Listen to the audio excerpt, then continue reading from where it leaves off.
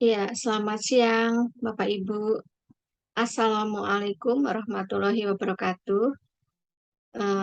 Kali ini kita akan membahas tentang bagaimana cara kita mengerjakan bab 2, gitu ya, Bapak Ibu ya. Nah, bab 2 itu kan tentang teori, gitu ya. Nah, untuk lebih memperjelas, maka saya akan share screen ya, tentang memaparkan tentang materi yang akan kita pelajari ya. Tetapi hanya kerangkanya saja, gitu. Jadi pada saat kita mengerjakan bab 2 itu adalah kita memaparkan judulnya ya, tapi Bapak Ibu mesti cek lagi judulnya apakah kajian pustaka dan pengembangan hipotesis atau kajian pustaka saja di apa namanya dicek lagi di buku panduan ya. Nah, urutannya Bapak Ibu, urutan kita mengerjakan bab 2 itu adalah pertama, apakah ada grand teori? Grand teori itu adalah teori yang melingkupi keseluruhan dari penelitian kita gitu. Jadi apabila Bapak Ibu menemukan adanya grand teori itu ya lebih bagus gitu ya. Gitu. Tetapi apabila tidak, ya Bapak Ibu mulailah dari dependent variabelnya. Dependent variable itu adalah variabel yang dipengaruhi gitu ya. Nah, mulai dari apa dulu gitu ya? Yaitu yang pertama adalah pengertian dari variabel tersebut. Carilah tiga pengertian yang berasal dari tiga pakar, lalu disimpulkan, gitu ya. Nah, kemudian eh, setelah itu, poin yang selanjutnya adalah faktor-faktor yang mempengaruhi. Faktor-faktor yang mempengaruhi variabel ini ya, dependent variable ini. Nah, jadi apa nih faktor yang mempengaruhi itu gitu ya. Nah, masukkan juga variabel-variabel independen yang Bapak Ibu akan teliti gitu dimasukkan ke apa namanya faktor-faktor yang mempengaruhi itu. Kemudian Bapak Ibu jangan lupa bahwa karena maaf, karena riset Bapak Ibu itu adalah riset keperilakuan ya. Jadi untuk mengukur variabelnya itu mesti ada rinciannya lagi, dicari ciri-ciri dari variabel tersebut gitu ya, yang disebut dimensi. Dimensi itu rincian atau ciri-ciri dari variabel tersebut tetapi masih relatif abstrak sehingga diturunkan lagi menjadi indikator. Nah, sehingga di sini mesti dituliskan dimensi dan indikator dari variabel-variabel tersebut gitu ya, variabel tersebut ya, variabel dependent tadi gitu. Nah, dituliskan di sini. Kemudian selanjutnya adalah variabel yang kedua. Apakah itu variabel mediasi atau variabel moderasi? Mulailah dari pengertiannya dulu. Ada tiga pengertian, lalu kesimpulannya gitu ya. Kemudian habis itu ada faktor-faktor yang mempengaruhi. Kenapa ada faktor-faktor yang mempengaruhi? Karena variabel mediasi itu kan ada yang mempengaruhi gitu ya. Nah, kemudian tuliskan juga dua faktor, dua variabel independen yang akan diteliti. Itu sebagai salah satu faktor yang mempengaruhi variabel tersebut.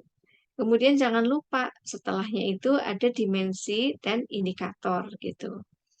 Nah, kemudian selanjutnya adalah variabel independennya. Ada berapa nih variabel independennya? Oh, ada dua misalnya. Ya, berarti yang pertama pengertian dulu, kemudian dimensi dan indikator. Kemudian independen variabel yang kedua, pengertian dulu. Tentu ada tiga pengertian gitu ya, tiga pakar yang menyatakan apa namanya pengertian dari variabel tersebut, lalu disimpulkan. Jangan lupa ada dimensi dan indikator. Nah, kemudian kalau ada tiga variabel independennya, ya berarti sama. Pengertiannya dulu dari tiga pakar, kemudian Anda simpulkan gitu ya. Kemudian ada dimensi dan ada indikator. Setelah itu, poin yang selanjutnya, ini adalah 2.1, 2.7 barangkali ya, Bapak Ibu ya. Nah, begitu. Nah, ini adalah penelitian terdahulu. Penelitian terdahulu itu ya Bapak Ibu bisa ambilnya dari abstrak gitu ya, abstrak yang ada di artikel-artikel yang Bapak Ibu gunakan sebagai rujukan ya. Eh, nggak tahu kalau di apa namanya ada syaratnya atau tidak berapa minimalnya apakah 15 jurnal internasional atau 10 jurnal nasional, tetapi yang pokok adalah bahwa Bapak Ibu harus mengumpulkan artikel jurnal itu minimal itu adalah yang terbaru 5 tahun terakhir. Jangan lebih dari 5 tahun terakhir gitu ya. Jadi cari yang terbaru. Kalau ada yang terbarunya itu 2022-nya itu ada banyak ya, ambillah dari yang terbaru tersebut gitu ya Bapak Ibu ya. Nah, selanjutnya adalah membangun kerangka konseptual dan pengembangan hipotesis.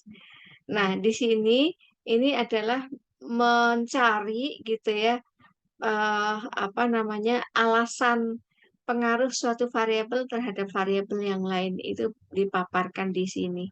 Jadi pertama dipaparkannya adalah logika teorinya Bapak Ibu ya. Logika teori mengapa X itu berpengaruh terhadap Y gitu. Sehingga ada paparan tentang X, ada paparan tentang Y kayak gitu. Kemudian apa namanya? Bagaimana ceritanya gitu ya, bagaimana logikanya X itu bisa berpengaruh terhadap Y. Nah, itu paparkan di sini di alinea yang pertama, alinea yang kedua itu penguatnya yaitu penelitian sebelumnya. Jadi penelitian sebelumnya yang mendukung teori itu Bapak Ibu paparkan di sini, baru kemudian hipotesisnya. Usahakan hipotesis itu sudah menunjukkan arah pengaruhnya gitu. Kalau teorinya kuat.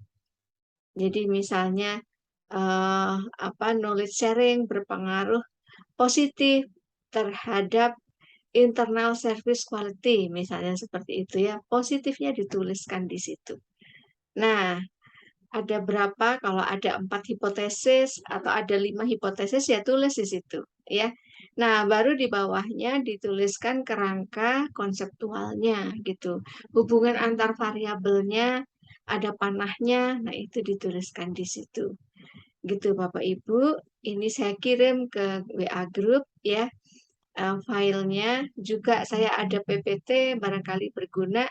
Belum dibuatkan videonya, tetapi saya kirim ke WA grup PPT-nya. Ya, saya rasa itu untuk pengantar kali ini saya tutup. Wassalamualaikum warahmatullahi wabarakatuh.